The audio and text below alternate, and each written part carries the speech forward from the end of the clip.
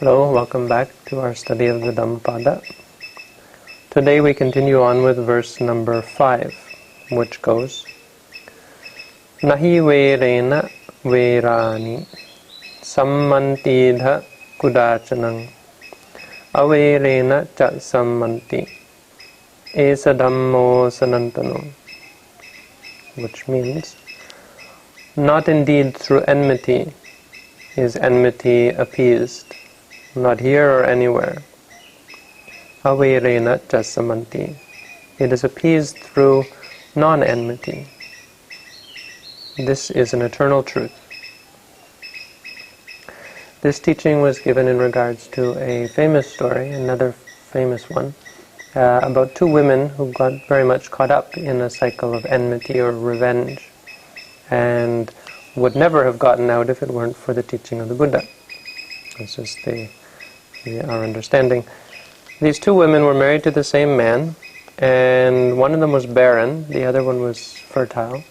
And the fertile woman got pregnant 3 times, and each time the barren woman, being afraid of the being left out or being cast aside, caused an abortion in the fertile woman, slipping some kind of medicine into her food. And the 3rd time, the woman actually died as a result of the abortion. And while she was dying, she cursed her murderer, vowing revenge, vowing to come back someday and pay revenge for this evil deed. And she died.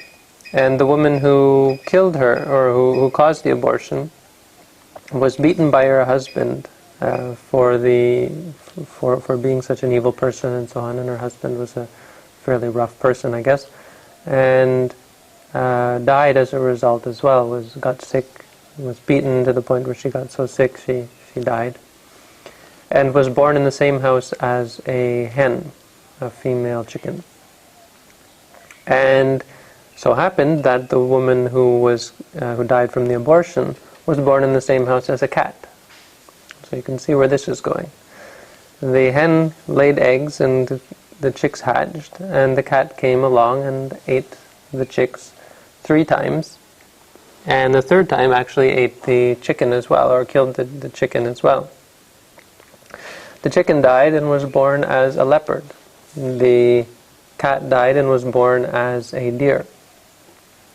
And the leopard came, and they were well familiar with each other at this point. The leopard came and ate the doe, the deer's fawns, and the 3rd time ate or killed the doe as well. The doe came back, each time vowing revenge. The person who was killed would each time keep it in their mind. When the hen was dying, she said, "You've done this to me 3 times now. One day I'm going to come back." And indeed, she came back. And then the deer the same, and the deer came back as an ogre. And this is the woman who had died from the abortion and made a vow to come back to eat this woman's children. Died and was born as an ogre. And the leopard was born as a woman, an ordinary woman living near, I believe, in Savatthi, this city, the great city in the time of the Buddha. And twice this ogre, an ogre is like an evil spirit that eats your children. Again, this part of the story I don't vouch for. The idea that there could be children eating ogres 2,500 years ago seems to me a little bit far-fetched. So it may just have been a woman who was a cannibal or something. It may have just been whatever it was, because these things do happen. Even in our life, there are people who eat other people, who kill and murder them, and so on. There are terrible things that happen in this world. So I don't disbelieve that. This is just an extraordinary example. But that it was an ogre, well, okay. It's not so important, because it doesn't affect the moral of the story at all, really. But let's go along with it. It was an ogre. and ate this woman's children twice. And the third time, the woman saw her coming and ran. And how it happened was, the third time the woman left with her husband and said, "We've got to get away from this. This is like, every lifetime we're in this cycle of revenge." And so she ran away. And the ogre chased after her and found her near Jetavana, which is the monastery of the Buddha near Savatthi. And they were bathing, she and her husband were bathing in the pool outside, and her husband went to bathe, and she was holding her child, and then she turned and saw there was the ogre coming. And right away they recognized each other, and she knew right away who this was. It was like they had this bond. And so the woman ran into Jetavana, and the Buddha at that time, at that moment, was giving a talk to a large group of people, his followers. And so she ran right up to the Buddha and dropped her son at the Buddha's feet and said, "Here's my child, please protect him, save his life." And fortunately, the angels that guarded Jetavana at the time didn't let the ogre in.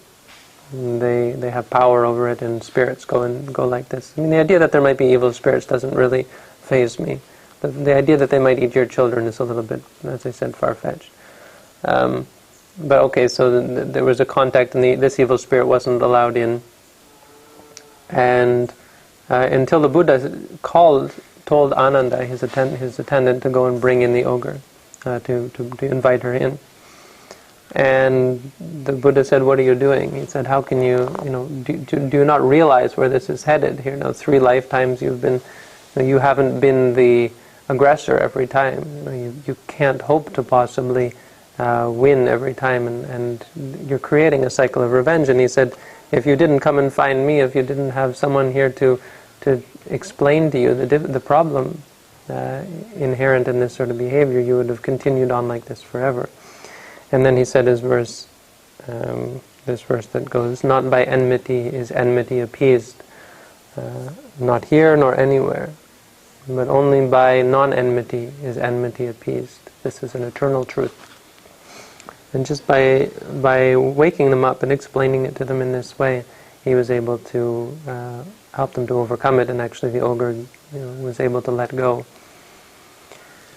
Now, why I think this is a good lesson. This has a good lesson for us, because it's part of this helping us to open up and see the bigger picture, and see where we're leading ourselves and where our minds are taking us. That every act that we do does have an effect on our minds, and or can potentially have an effect on our mind if we cling to it. There's obviously some incredible clinging going on here.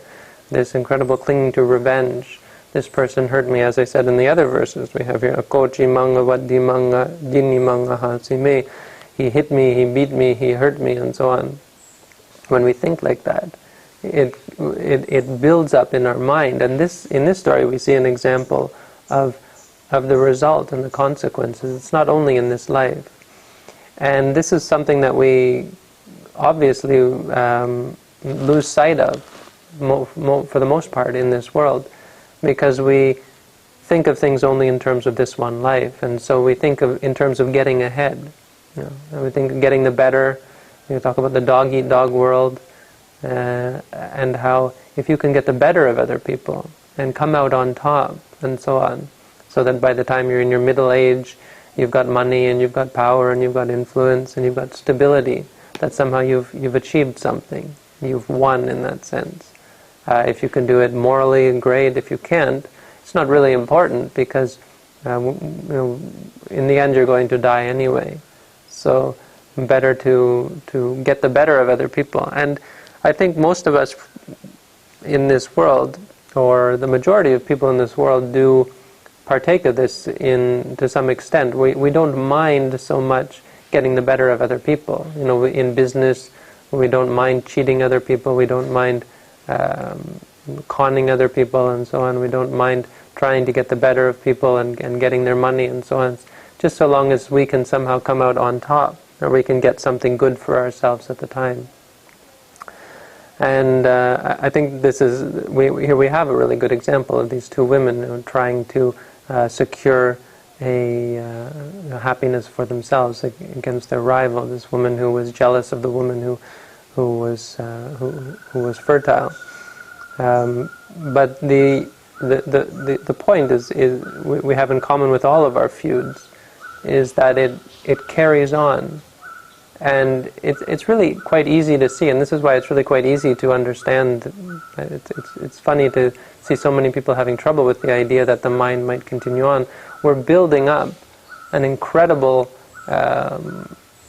power or an incredible energy through our deeds. People who cling, people who build up this cycle of revenge, who have quarrels with other people, who fight and dispute and hurt and harm others, and fight and are victorious even over other people.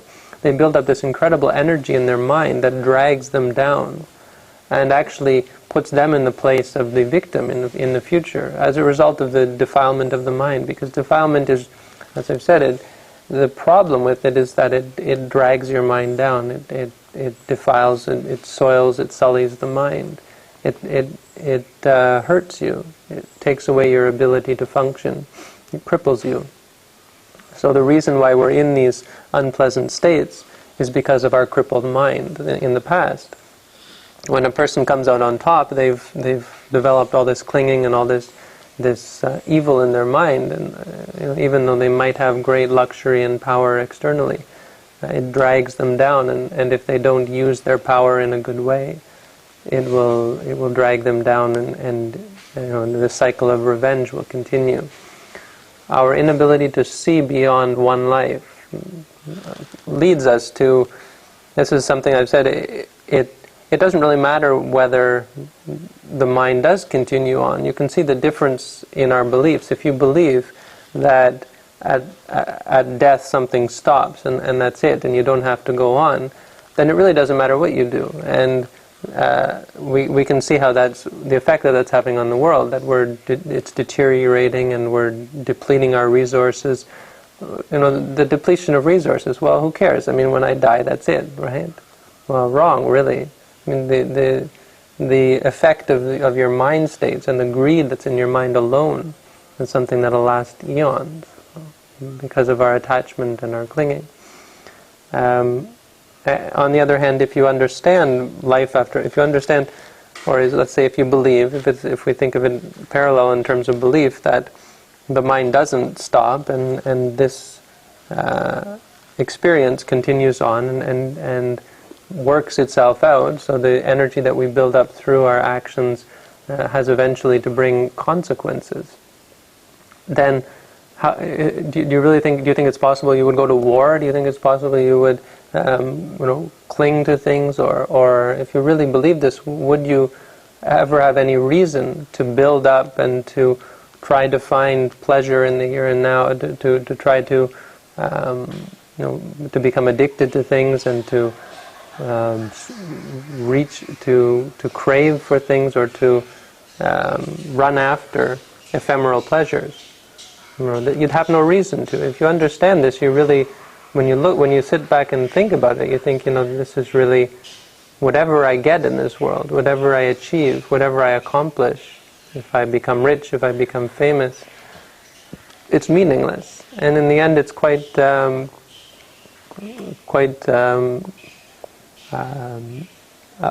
inconsequential, because it lasts for a moment and then it's gone.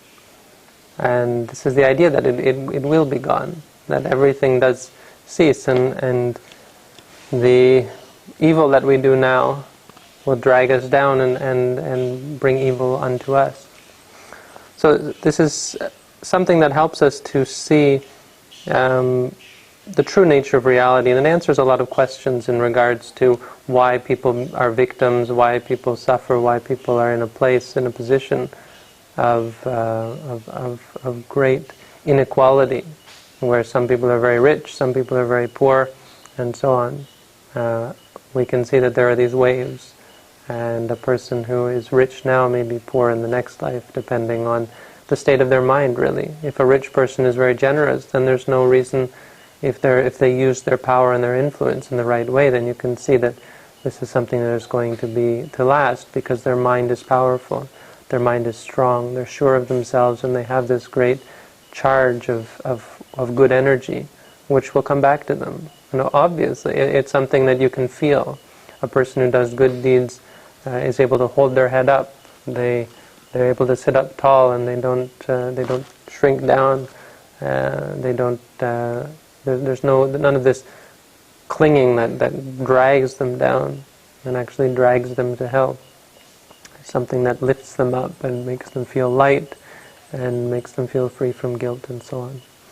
So this helps us. This lesson is in regards to helping us to give up our quarrels, because any kind of victory that we could gain is ephemeral, is temporary, and it only encourages more and more quarreling, more and more enmity, as the person who's defeated, unless they can somehow give up, unless one of us can in the end let go, then they will surely seek revenge. Regardless of whether they seek revenge, the evil that we have done will drag us down, and drag us down to a state of suffering and stress and so on. So that's the lesson here. This is verse number 5. Thanks for tuning in, and all the best.